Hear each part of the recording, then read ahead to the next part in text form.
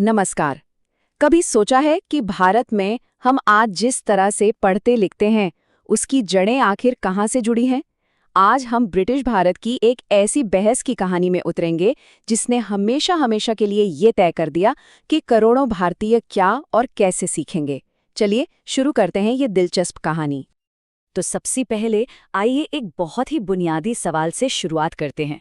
आखिर एजुकेशन का, शिक्षा का असली मकसद है क्या? क्या सिर्फ जानकारी देना, या एक बेहतर इंसान बनाना, या फिर देश को आगे बढ़ाने वाले नागरिक तैयार करना?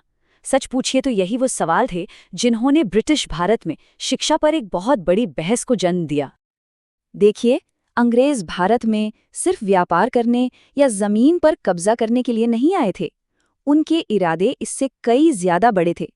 वो खुद को एक तरह के कल्चरल मिशन पर देखते थे। और यही सोच, यही आइडिया उनकी एजुकेशन पॉलिसी की जड़ में था। उन्हें लगता था कि भारतीय समाज पिछड़ा हुआ है और उसे सभ्य बनाने का जिम्मा उन्हीं का है। लेकिन सवाल ये था कि भाई ये किया कैसे जाए? और पता है, इसी एक सवाल पर अंग्रेज खुद ही दो गुटों में बट गए। तो चलिए पहले गुट से मिलते हैं। ये वो लोग थे जो मानते थे कि भारत को बदलने से पहले उसे समझना जरूरी है। इस नजरिए को हम प्राच्यवादी या ओरिएंटलिस्ट अप्रोच कहते हैं। इस सोच का सबसे बड़ा चेहरा थे विलियम जोन्स। वो सिर्फ एक जज नहीं थे, बल्कि भाषाओं के जादूगर थे। कलकत्ता आकर वो भारतीय ग्रंथों और संस्कृति में ऐसे डूबे कि उन्होंने संस्कृत और यूरोपीय भाषाओं के बीच एक गहरा रिश्ता खोज निकाला, जिसने पूरी दुनिया को हैरान कर दिया। तो इन प्राच्यवादियों का मेन आइडिया क्या था? जैसा कि हम देख सकते हैं, वो मानते थे कि भारत का असली खजाना उसके प्राचीन ग्रंथों में छिपा है। उनका मकसद पश्चिमी ज्ञान थोपना नहीं था, नहीं, बिल्कुल नहीं, बल्कि वो चाहते थे कि भारतीयों को उनकी अपनी ही जड़ों से, उनकी अपनी विरासत से फिर से जोड़ा जाए। उन्हें लगता था कि यही वो तरीका है जिससे वे यहाँ के लोगों का दिल जीत सकते हैं। और हाँ, ये सिर्फ बातें नहीं थी, उन्होंने सच में इस पर काम किया। कलकत्ता में मदरसा और बनारस में संस्कृत कॉलेज जैसे संस्थान खोले गए। ये एक तरह का संदेश था कि देखो, कंपनी भारतीय ज्ञान और परंपराओं का सम्मान करती है। लेकिन अंग्रेजों में हर कोई इस सम्मान वाले नजरिए से सहमत नहीं था। बहुत जल्द ही एक दूसरा और ज्यादा आक्रामक गुट सामने आया, जिसने इस पूरी सोच को ही सिरे से चुनौती दे दी।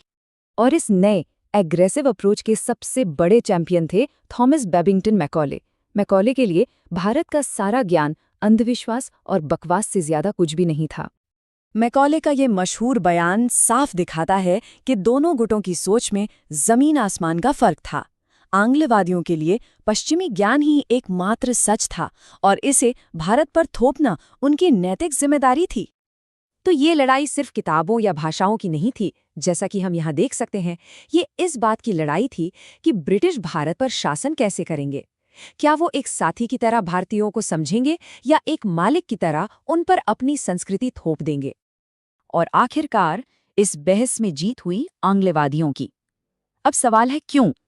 क्योंकि उनके तर्कों के पीछे सिर्फ संस्कृति नहीं, बल्कि ठोस आर्थिक और प्रशासनिक फायदे भी छिपे थे।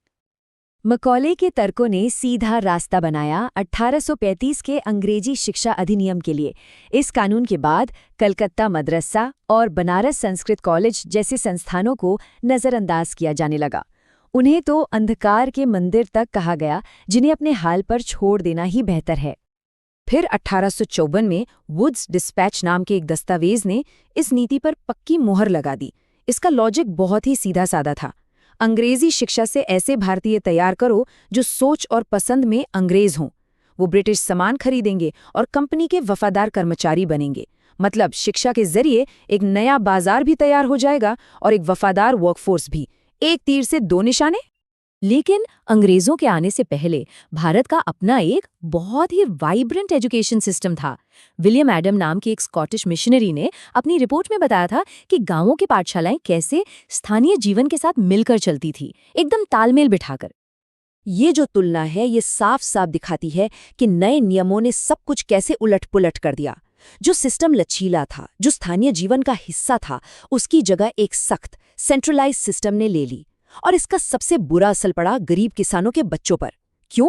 क्योंकि फसल कटाई के जरूरी समय में वो स्कूल जाने के इन नए नियमों को भला कैसे निभाते? लेकिन कहानी यहीं खत्म नहीं होती। जब अंग्रेज अपनी नीतियां थोप रहे थे तो भारतीय विचारक भी चुपचाप नहीं बैठे थे। उन्होंने इस औपनिवेशिक शिक्षा का जवाब अपने दमदार विचारों से दिया। और इस प्रतिक्रिया की सबसे तीखी आवाज़ों में से एक थी महात्मा गांधी की। उनका साफ मानना था कि अंग्रेजी शिक्षा भारतीयों को आज़ाद नहीं बल्कि मानसिक रूप से गुलाम बना रही है, एक ऐसा गुलाम जो अपनी ही संस्कृति को नीची नज़र से देखता है। गांधी जी एक ऐसी शिक्षा चाहते थे जिसकी जड़ें भारतीय संस्कृति में हों। उनका मानना था कि असली ज्ञान सिर्फ किताबों से नहीं मिलता, बल्कि हाथों से काम करने, कोई हुनर सीखने से आता है। इससे इंसान का सिर्फ दिमाग नहीं बल्कि उसकी आत्मा का भी विकास होता है। एक और बड़ी आवाज थी रविंद्रनाथ टैगोर की। उन्हें अपना स्कूल का अनुभव एक जेल जैसा लगता था, जहां बच्चों की क्रिएटिविटी को दबा दिया जाता है। बस इसी अनुभव ने उन्हें एक ऐसा स्कूल बनाने की प्रेरणा दी जो बिल्कुल अलग हो। और वो स्कूल था शांति निकेतन, आज़ादी और क्रिएटिविटी का एक प्रतीक। टैगोर का मानना था कि बच्चे चार दीवारों में नहीं बल्कि प्रकृति की गोद में सबसे अच्छा सीखते हैं। और यहीं पर वो गांधी जी से थोड़ा अलग थे। जहां गांधी पश्चिमी सभ्यता के बहुत बड़े आलोचक थे, वहीं टैगोर पूरब और पश्चिम के सबसे अच्छे विचारों को एक साथ लाना चाहते थे। और पता है, यही सवाल आज भी हमारे सामने खड़ा है। प्राच्यवादियों और आंग्लवादियों की बहस से लेकर गांधी और टैगोर के सपनों तक एक सही शिक्षा की तलाश आज भी जारी है। एक ऐसी शिक्षा जो हमें अपनी जड़ों से भी जोड़े और भविष्य के लिए भी तैयार करे। उसका सही संतुलन क्या हो, ये एक ऐसा सवाल है जिसका जवाब हम सबको मिलकर खोजना होगा।